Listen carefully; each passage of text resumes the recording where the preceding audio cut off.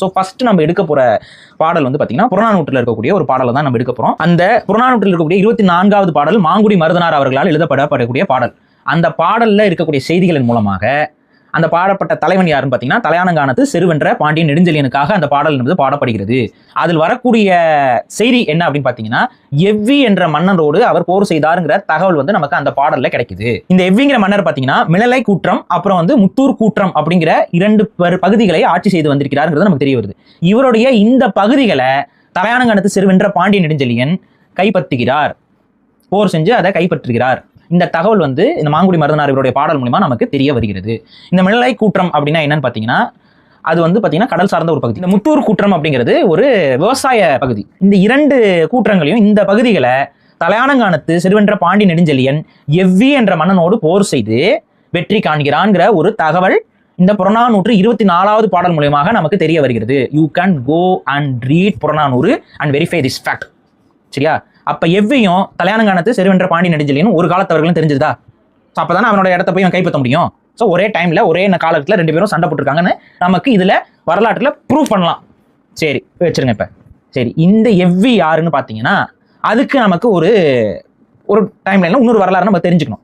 இந்த எவ்வி யாருன்னு பாத்தீங்கன்னா பாரியுடைய மாமனார், பாரிவள்ளலுடைய மாமனார்.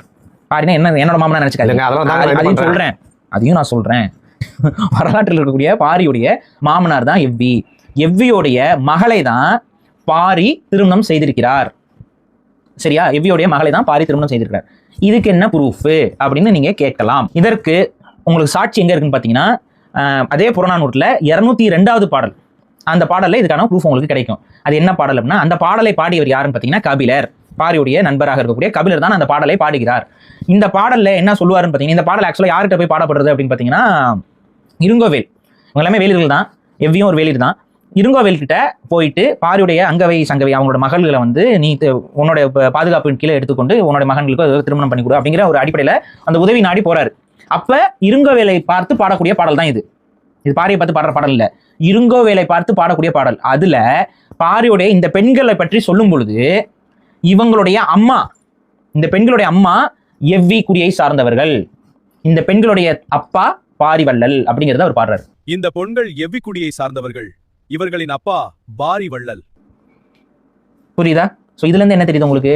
அவர்தான் எவ்வி, பாரி, கபிலர், தலையானங்கானத்து செருவென்ற பாண்டியன் நெடுஞ்செழியன், இருங்கோவேல், இவங்க எல்லாரும் ஒரே காலகட்டத்தில் ஒரே டைம் லைன்ல இருக்கக்கூடிய மன்னர்கள்.